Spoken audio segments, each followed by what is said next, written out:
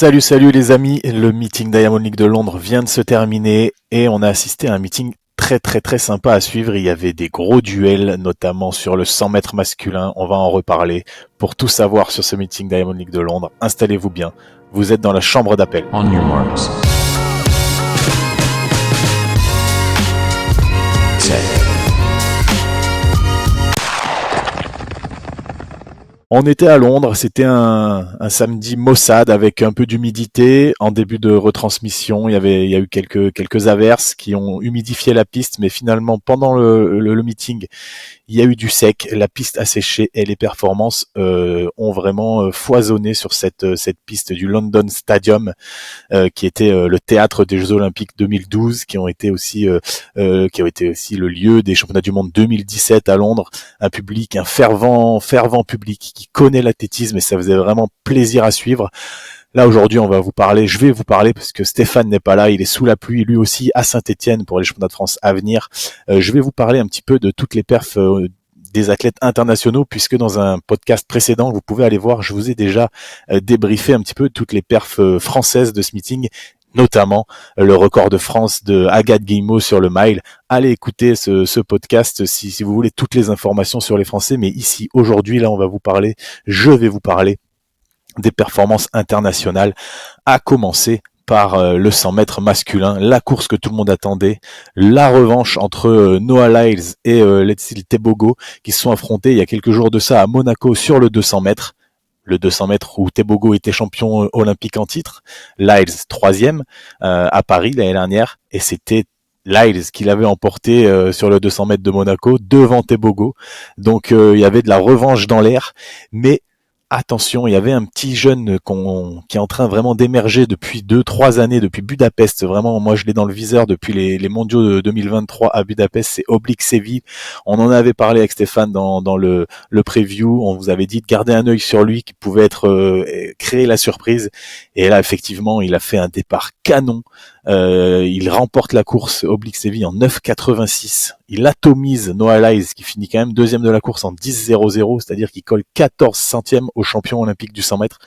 C'est quand même pas rien, et surtout il humilie Tebogo qui finit en 10,12, loin derrière, un peu à l'image de ce qu'il avait fait déjà cette semaine sur un 100 mètres du Continental Tour Gold où il s'était fait battre par Jérôme Blake, le Jamaïcain.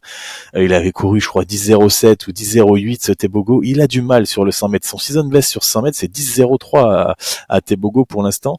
Donc c'est loin d'être terrible, hein. Il est même pas passé sous les 10 secondes. On va voir ce que ça donne pour lui. Est-ce qu'il va continuer à s'acharner sur le 100 mètres ou il va devenir un coureur de 200-400? Parce qu'on sait que il est quand même vice-champion olympique du 4x4 avec le Botswana aussi. Il a des belles références sur 400 mètres, sur 300 mètres, sur 400 mètres. Il est, je crois, recordman du monde du 300 mètres, hein. Donc c'est un athlète qui tient sur la durée et qui a un peu du mal en ce moment, Tebogo, sur le sprint court. Mais on va parler de Oblique Séville. Oblique Séville a vraiment fait une course incroyable, un départ canon, mais vraiment il est sorti des blocs comme une fusée. Sur les analyses qu'on a de la course, là, les race analyses que Diamond League nous met à disposition, il est annoncé en 6,35 au 60 mètres, sachant que le record du monde du 60 mètres c'est Coleman en salle, 6,34. C'est vraiment un temps monstrueux, 6,35, c'est très rare les athlètes qui font 6,35 sur 60 mètres. Pour information, quand Bolt fait son record du monde en 9,58, il passe en 6,31. Là, lui, il passe en 6,35 pour un chrono de 9,86. Donc ça vous montre aussi à quel point Bolt a une fin de course monstrueuse et il était en tout cas intouchable sur la deuxième partie de course. Donc 6,35 au 60 mètres pour Séville, et le meilleur performeur de tous les temps sur un 60 mètres, c'est le chinois Su Bingtian qui avait fait 6,29 lors de son 9,83 en demi-finale des Jeux Olympiques de Tokyo. C'est le meilleur chrono de tous les temps sur un 60 mètres. Et il a été couru par un chinois, Su Bingtian, on s'en souvient, il avait fait vraiment une sortie de bloc incroyable. Moi j'ai encore l'image en tête, et on se demandait même s'il allait pas pouvoir être champion olympique, ou en tout cas sur le podium, et il avait floppé en finale. Je crois qu'il avait fait 10 secondes en finale. Il avait laissé tout son influx sur ce départ-là en demi-finale. Donc voilà, la meilleure performance mondiale de tous les temps, 6,29 sur un 60, Bolt 6,31 sur son 9,58, et là Séville qui part en 6,35. C'est vraiment très impressionnant, et il finit avec un chrono de 9,86. On a même un peu l'impression qu'il relâche un tout petit peu, il célèbre à la fin. Il faut aussi noter que le vent était négatif, il y avait moins 0,6. Ouais, Séville, attention, va falloir vraiment surveiller cet athlète parce que à Tokyo, il va venir se mêler à la lutte avec son compatriote Kishane Thompson qui a gagné les sélections jamaïcaines, Noah Lyles qui à mon avis va monter en puissance tranquillement jusqu'à Tokyo, et d'autres athlètes comme Trevon Bromell qu'on attend aussi, Zarnell Hughes qui finit bien aussi ce 100 mètres, il finit troisième juste derrière Noah Lyles en 10-0-2 là, chez lui à domicile. Ça va être assez intéressant à suivre. Il y a vraiment un match qui va s'installer entre les États-Unis et la Jamaïque, avec d'une part, je viens de le dire, Kishane Thompson, Séville, Team Jamaïque, et de l'autre part, Noah Lyles, le champion olympique en titre, et Trevon Bromell qui fait une très belle saison aussi sur 100 mètres.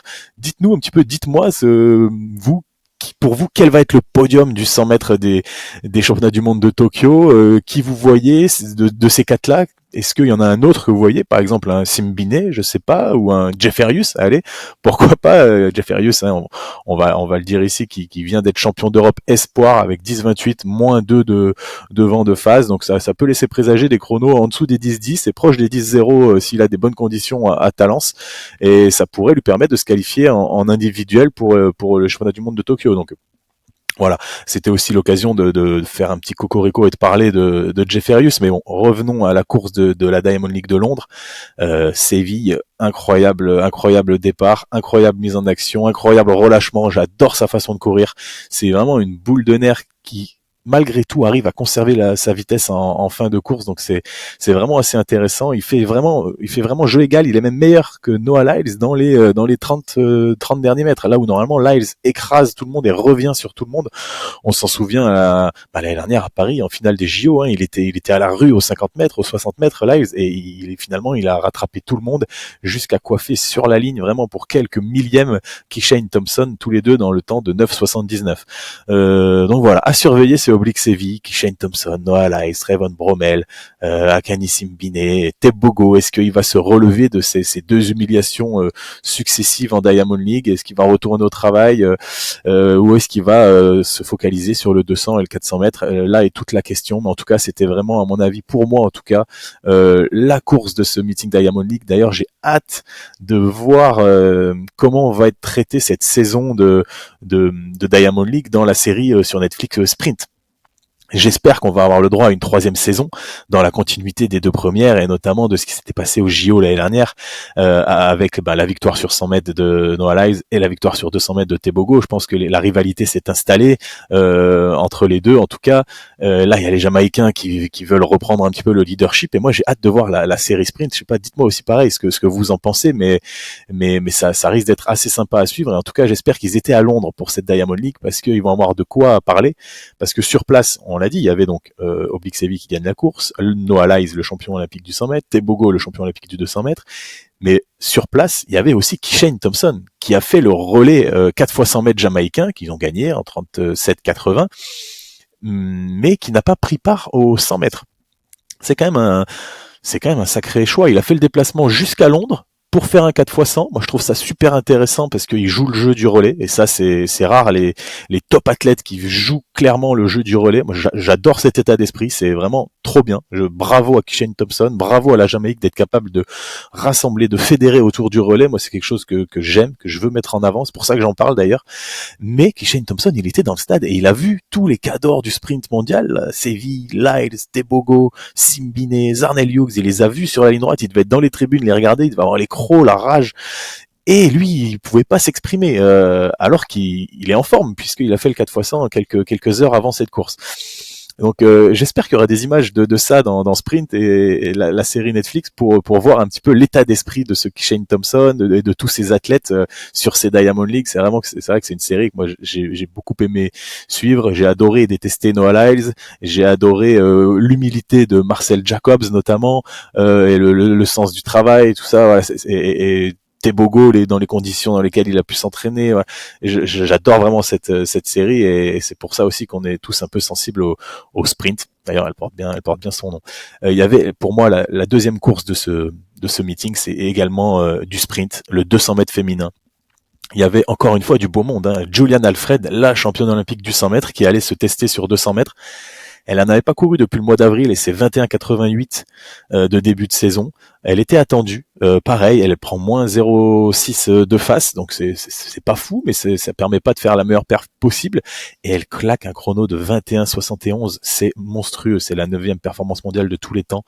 Et elle dégage une facilité dans la deuxième ligne droite. On l'avait vu faire du 300 mètres cet hiver et être quand même assez performante sur 300 mètres. On sent qu'elle est capable de tenir la distance et si elle est forte maintenant du 60 mètres, parce qu'on le rappelle, elle a déjà couru moins de 7 secondes au 60, jusqu'au 300, voire peut-être 400, peut-être qu'elle prépare quelque chose, courir 100, 200, 400 lors d'un grand championnat. Franchement, Juliane Alfred, elle va écraser le sprint mondial sur les prochaines années. Là, 21,71, je le rappelle, c'est la 9e performance mondiale de tous les temps. C'est pas rien. Égalité avec Marita Corr, complètement dopé, on va pas se mentir. Donc ça vous place la performance. C'est vraiment une très très très grosse performance. Elle passe en 11-12 sur son premier 100 mètres, ce qui est bien mais pas fou. Mais par contre, la deuxième ligne droite, la ligne droite, le deuxième 100 mètres est monstrueux.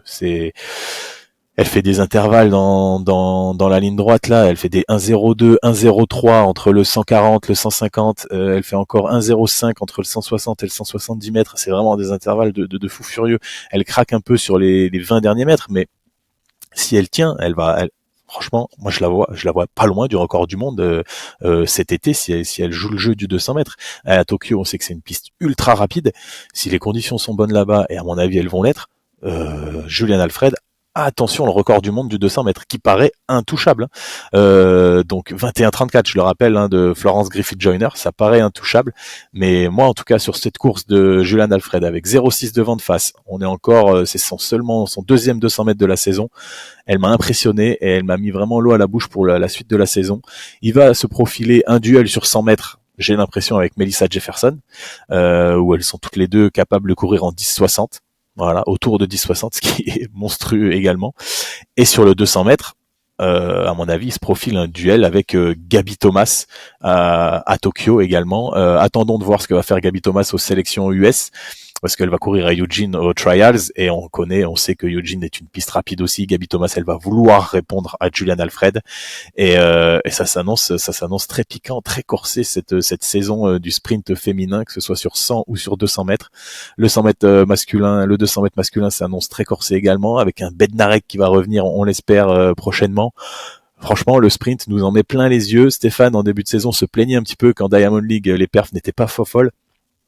Et ben là, ça y est, on est servi. Ils se rattrapent, les athlètes, et ils nous font vraiment des courses et des prestations top, et ça fait vraiment plaisir à suivre. Il y en a un qu'on voit tous les week-ends pratiquement en ce moment, c'est sur le 800 mètres masculin, le Kenyan Wanyoni, le champion olympique. Il était attendu dans une course où il y a encore moins de monde qu'à Paris et à Monaco, donc plus de place, plus de disponibilité, plus d'aisance pour les athlètes pour déployer leur foulée. En plus, je l'avais expliqué dans le preview, il y a des athlètes avec des niveaux un petit peu différents, ils sont pas tous en une 42, donc il allait avoir un peloton un petit peu plus étiré, ça allait pouvoir permettre de faire des meilleurs chronos. C'est ce que j'avais annoncé. C'est pas vraiment ce qui s'est passé, malheureusement, parce que ce qui s'est passé, c'est quand même que Wanyoni a gagné en 1,42,00, ce qui reste un chrono très très très fort. Il a à moins d'une seconde de son record, un petit peu plus d'une seconde du record du monde, donc c'est très très fort, 1,42,800. Si à une époque on se serait vraiment on se serait resté esplanté devant des chronos comme ça. Maintenant, ça devient presque banal. C'est malheureux, mais c'est le cas. Il y a une telle densité sur 800 mètres que ça devient banal. Mais moi, attention, je mets une petite pièce maintenant sur Arop. Marco Arop, le Canadien, là, il finit deuxième de la course en une 42-22. À 50 mètres de la ligne, il est devant Wanyoni, donc sur des bases inférieures à une 42. Il explose un petit peu dans les 50 derniers mètres, mais attention, parce que Arop, au bout de 300 mètres de course, donc à 500 mètres de la ligne d'arrivée, il a été bousculé. Une belle petite bousculade, ce qui lui a fait faire un écart, qui lui a fait faire une grande foulée, qu'il a ralenti, il a dû relancer. Et malgré ça, il a été capable de relancer à 300 mètres de la ligne d'arrivée, de mettre une vraie belle attaque. Ça m'a fait penser un peu à l'attaque de Pierre-Ambroise Boss en 2017 quand il est champion du monde. Je me suis dit, oh là là, il va faire pareil, il va prendre la poudre d'escampette et il va gagner la course. Mais je pense que cette petite bousculade lui a coûté un petit peu d'énergie et du coup il perd un petit peu dans les 50 derniers mètres tout ce qu'il avait réussi à gagner sur Wanyoni. Mais moi je mets vraiment une pièce sur Arop. Il est en train de monter en puissance vers Tokyo, là où Wanyoni court beaucoup. pour ne pas dire court trop, j'ai l'impression. Donc moi là aujourd'hui, si je dois dire quelque chose, j'annonce Marco Arop champion du monde à Tokyo. Et attention, parce que moi j'ai l'impression que Arop, prochaine course qu'il va faire, il va faire une seconde de moins s'il arrive à être bien livré et pas avoir de bousculade. Et une seconde de moins, bah, c'est au niveau de son record personnel et c'est pas très très loin du record du monde. Donc entre Wagnoni et Arop, qui des deux va battre le record du monde en premier? Moi je mets une petite pièce aujourd'hui sur Arop. Même si Wagnoni, attention, faut pas l'enterrer. Mais ce qui est intéressant, c'est que les deux sont capables de le faire, et les deux vont peut-être aussi se tirer vers le haut. Et ça, c'est intéressant. Dites-moi ce que vous en pensez, si vous êtes plutôt team Wagnoni, team Arop. Et dites-moi aussi un petit peu ce que vous pensez de ce que va faire Tual cette saison et comment il va réussir à tirer son épingle du jeu ou pas au championnat du monde de Tokyo. Est-ce qu'il va surprendre tout le monde et être champion du monde comme Pierre-Ambroise Boss, je viens d'en parler? Est-ce qu'il va rester comme d'habitude un petit peu entre guillemets finaliste, mais voilà 5, 6, 7, 8e, ça il a déjà fait plusieurs fois maintenant. Et attention, faut pas dénigrer, c'est très très fort, surtout dans les 800 mètres actuels. Mais voilà, dites-moi un petit peu ce que vous pensez de Wagnoni, Arop, Tual également, et en commentaire, dites-moi qui vous voyez, vous, champion du monde. Peut-être que ça peut être Josh Howe, la nouvelle pépite américaine. Peut-être que ça peut être l'Espagnol Ataoui, qui fait une très belle saison également. Dites-moi, avec Stéphane, on est curieux. D'ailleurs, on vous remercie de tous les commentaires que vous nous laissez sur les réseaux sociaux ou sur YouTube. Ça fait vraiment plaisir. On lit tout, on essaye de répondre à presque tout. Et on adore échanger avec vous sur les réseaux et partager notre passion autour de l'athlétisme. Il y avait une autre course qui nous intéressait sur ce meeting de Londres. On en avait parlé pareil dans le preview. C'était le 1500 mètres hommes. Il y avait beaucoup de Britanniques.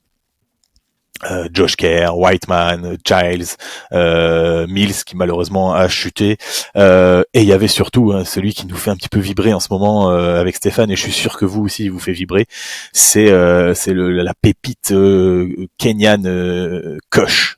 Sur le 1500 mètres, il est junior, on vous le rappelle, il courait son 4e 1500 mètres de sa carrière là et de l'année, du coup c'est la première année où il fait du 1500 mètres. Il avait fait 3,27 dans la foulée de Asdin Abs à Charletti, et là il a encore gagné. Bon, il a encore gagné. Il avait pas gagné à Charletti en plus, mais là il a encore fait un très gros chrono de 3,28. Il gagne la course. Alors là, sur cette course, lui, il est pas venu là pour faire un chrono. Malgré tout, il fait 3,28. Il s'est mis dans la foulée de Josh Kerr, qui avait annoncé vouloir faire mieux que 3,27, le record de Grande-Bretagne. Et lui, Kush, il s'est dit, ok, bah lui, il va sur 3,27. Moi, mon record, c'est 3,27. Bah, je vais me mettre dans sa foulée et je vais le suivre et je vais le déboîter à la fin. C'est exactement ce qu'il a fait, sauf que problème pour lui, Kerr avait un petit peu craqué avant. Les lièvres n'avaient pas été capables d'amener vraiment sur la bonne allure, donc ils ont perdu un peu de temps. Mais ce Kush, il a fait un finish monumental. Il finit en 3,28,82, record du meeting. C'est pas rien, c'est le meeting de Londres quand même. Il est à une seconde de son record qu'il avait fait à Charletti, mais il a fini dans des allures assez folles. La dernière ligne droite, il a complètement déposé Josh Kerr qui était en perdition, et ce Kush, il va vraiment falloir le suivre parce que toutes ses sorties vont être à scruter, parce qu'à mon avis, sur une prochaine course qu'il va faire, sur une course bien livrée, bien emmenée, il va être capable de faire un 3,26 quelque chose, voire moins de 3,26. On vous l'annonce, lui, il va tourner autour du record du monde. Ça va être une certitude. Il fait le dernier 100 mètres en 13 secondes 4, là où Kerr fait 13,7, ce qui reste très correct, mais tout le reste de la meute est en 14 secondes et plus quasiment. Donc il avait vraiment de l'énergie en fin de course. Il colle 3 dixièmes à Kerr dans la dernière ligne droite, et Kerr, c'est pas n'importe qui, c'est le vice-champion olympique quand même. C'est quelqu'un qui a été champion du monde du 1500 mètres, et là on a un petit junior kényan qui sort de nulle part, qui fait son 4e 1500 mètres de sa vie et qui tape tous les cadors de la discipline. Donc c'est vraiment impressionnant, et il a une foulée qui est magnifique, majestueuse. Regardez-le courir, si vous l'avez pas vu, les amis, mais regardez-le, il est impressionnant, et c'est sûr et certain qu'on va entendre parler de ce garçon dans les mois, dans les semaines et dans les années à venir. On était au meeting Diamond League de Londres. Il y avait, comme nous quand on est à Paris, beaucoup de locaux, donc beaucoup de Britanniques qui couraient, qui sautait et qui lançait au London Stadium pour cette Diamond League, et notamment au saut en hauteur. Il y avait une fille qui avait été très forte chez les jeunes et qui stagne un petit peu depuis, et là qui s'est offert une très belle victoire saut en hauteur en plus, hein. Morgan Lake qui gagne avec 1m96 et qui gagne quand même dans un concours où il y a Patterson, l'Australienne, qui a été médaillée mondiale, et surtout où il y a Mao Chick, la championne olympique, et surtout la recordwoman du monde avec 2m10 l'année dernière à Charletti. Et la petite Britannique, chez elle, Morgan Lake, elle s'est offert le scalp de Mao Chick, qui était complètement à la rue sur ce concours. Ça fait quelques semaines quand même qu'on la voit, elle est pas au top du top. Là, elle finit avec 1m93, qu'elle passe au 3e essai en plus. Elle échoue à 1,96. Morgan Lake, c'est la seule à être passée à 1,96. Après, elle a fait des tentatives à 2m00, ce qui aurait constitué son record personnel. Et il y a une tentative où elle était vraiment pas loin, Morgan Lake. Donc, je sais pas si elle était transcendée par son public ou si elle est sur vraiment une belle dynamique et qu'elle va monter en puissance encore. Mais c'est une fille qui a le potentiel de franchir 2 mètres là dans les semaines à venir et qui donc peut prétendre à une médaille mondiale à Tokyo. Mao Chick en plus n'est plus imbattable, hein, on le voit cette année. Elle commence à avoir perdu pas mal de concours. Elle finit même pas sur le podium de ce concours. Elle finit 4e, Mao Chick. Donc ça c'est quand même assez rare pour le noter. C'est Patterson qui finit 2e et une Allemande, Hansel, qui finit 3e avec 1,93. Donc ça n'a pas vraiment décollé sur ce meeting de hauteur, mais ça a permis à une Britannique de s'en sortir à domicile et ça c'est cool. Les Britanniques ont brillé à domicile. Sur le 400 mètres masculin, on attendait Matthew Hudson-Smith, le vice-champion olympique, 43-44, record d'Europe à domicile. On l'attendait, Hudson-Smith. On l'a vu, très bien. Il a fini 2e de la course, mais c'est un autre Britannique qui lui a volé la vedette. C'est le Britannique Dobson qui a littéralement fait la course parfaite. Il a battu son record personnel, 44-14. Attention, les Britanniques relais 4x4, ils ont une densité qui est incroyable.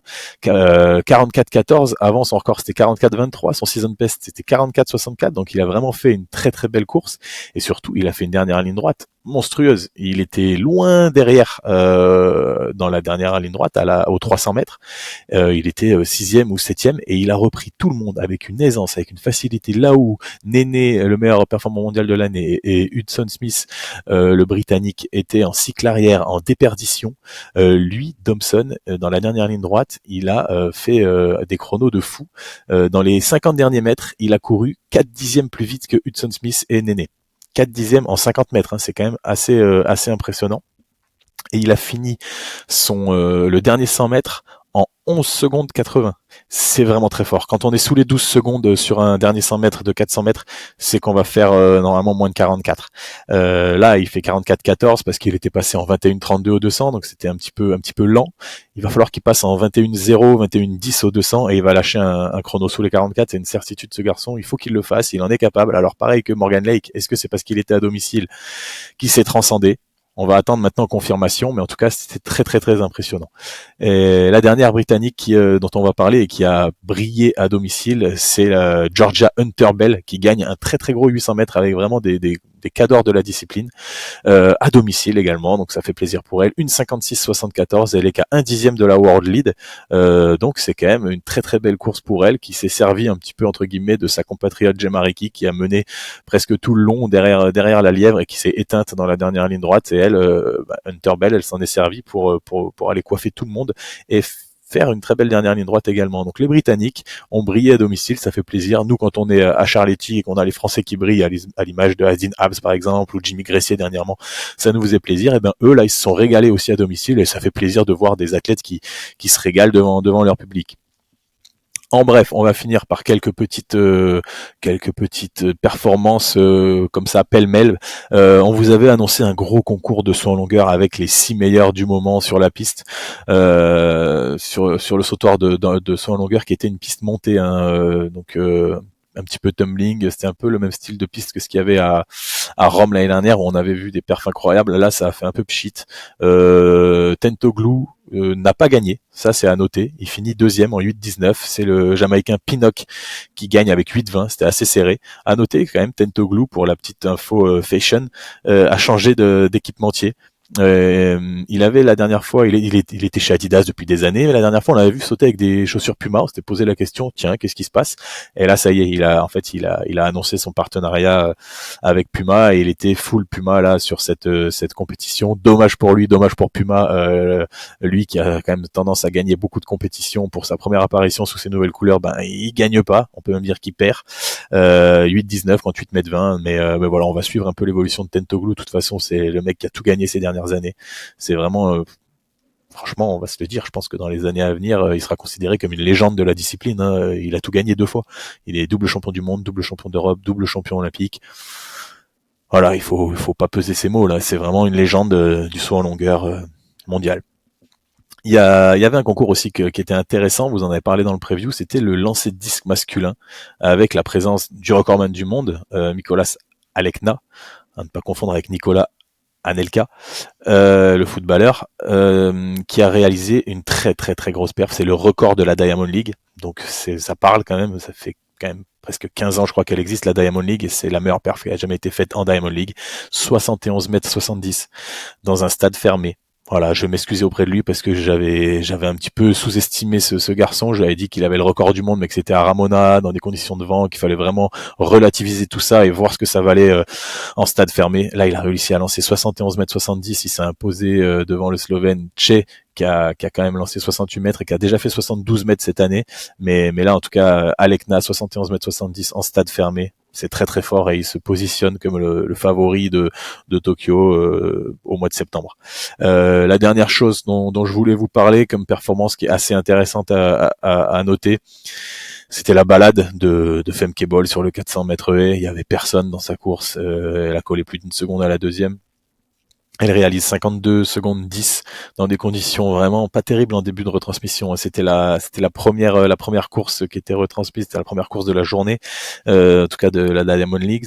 Et 52-10, donc tout proche de sa meilleure performance mondiale de l'année de 51-95. Et surtout, elle a fait un schéma de course qui me semble adapté par rapport aux conditions et à la, on va dire, la fraîcheur climatique. Et elle a fait 14 foulées jusqu'à la 6.